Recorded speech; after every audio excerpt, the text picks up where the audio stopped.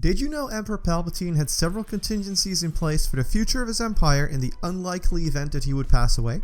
One of these contingencies nearly destroyed the planet of Naboo, if not for the heroic actions of Princess Leia. And in this video you'll find out exactly what happened. When the news of the destruction of the second Death Star and the death of Emperor Palpatine became widespread throughout the galaxy, people celebrated on planets from the Outer Rim to the core. This was not different on Palpatine's homeworld of Naboo, on which humans and Gungans alike took to the streets for the celebrations. The Shattered Empire comic describes what happened next. 3 weeks after the Battle of Endor, Princess Leia was sent to the royal house of Naboo to restore the Republic on orders by Mon Mothma, the Chancellor of the Alliance and soon to be the first Chancellor of the New Republic. Their plan was to formally request Naboo to join the New Republic.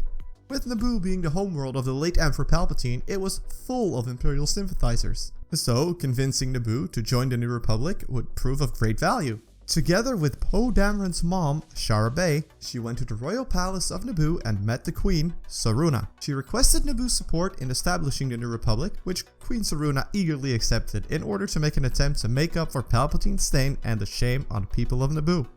The Queen was obviously not so sympathetic to the Empire as many of the other inhabitants were.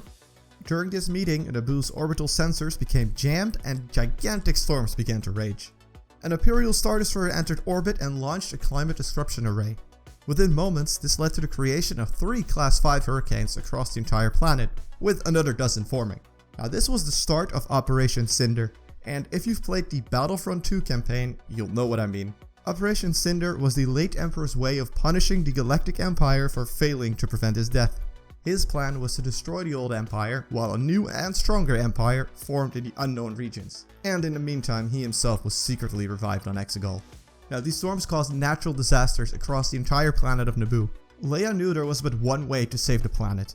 The orbital array had to be destroyed. She requested ships and pilots, but since Emperor Palpatine demilitarized Naboo years ago, there wasn't much they could use. So, Queen Saruna, Princess Leia, and Shara Bey head to the hangar in which Obi-Wan and Qui-Gon started their fight against Darth Maul in The Phantom Menace. Now fun fact, Leia actually senses Maul's presence here, and the 3 of them jump into an N1 starfighter and in a race against time head into orbit to take the fight to the orbital arrays and the Empire.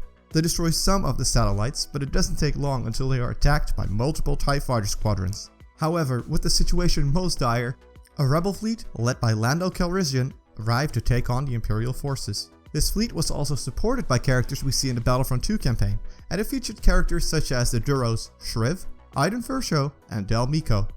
In one of the missions of the campaign, you even have to fly an X-Wing to take out these arrays and fight the Imperial Remnant. And as soon as the satellites were all destroyed, the fleet then engaged the Imperial Star Destroyer Torment and eventually blew up its hull. Now the comic ends the story here, but in the Battlefront 2 campaign we find out what happened next.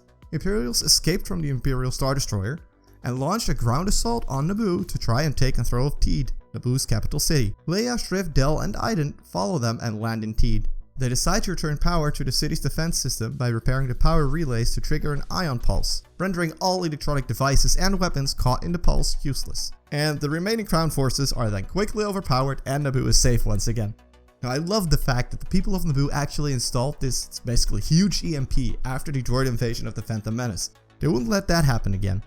Thank you for tuning in to another Coruscant Report video. If you enjoyed this video, be sure to subscribe for more Star Wars content. This has been Coruscant Report, signing off. May the Force be with you.